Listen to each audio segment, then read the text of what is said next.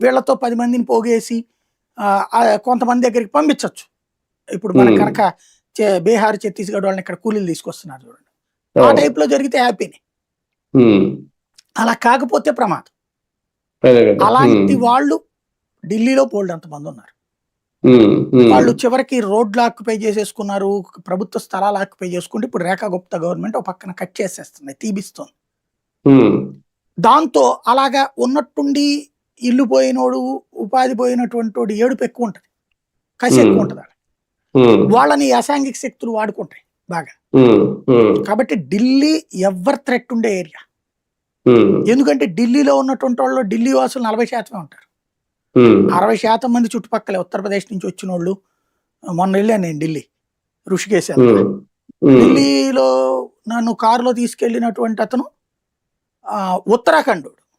హ్మ్. ఢిల్లీ నుంచి తిరుగుతా ఉంటాడు అట్లాగా. హ్మ్. పంజాబ్ నుంచి వచ్చినోళ్ళు అక్కడే ఉంటుంటారు.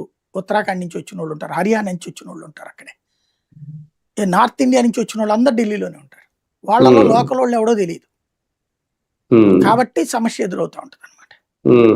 సార్ నిజంగా అంటే ఉగ్రవాద సంస్థలు ఏమన్నా ప్రతీకార చర్యలకు సిద్ధపడుతున్నాయా?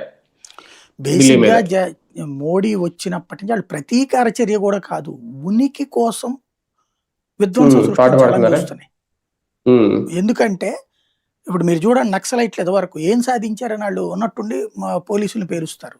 ఎందుకని? హ్మ్. ఈ భయాన్ని చూపెట్టి నలుగురు దగ్గర నుంచి డబ్బులు వసూలు చేసుకుంటారు. హ్మ్. నలుగురు నాయకుల దగ్గర నుంచి. ఓహో! "ఏంది నీకు హ్మ్. కూడా మందు పాత్ర పెట్టమంటావా?" అంటే భయం హ్మ్. గదా! అదే కదా! హ్మ్. అవసరమైతే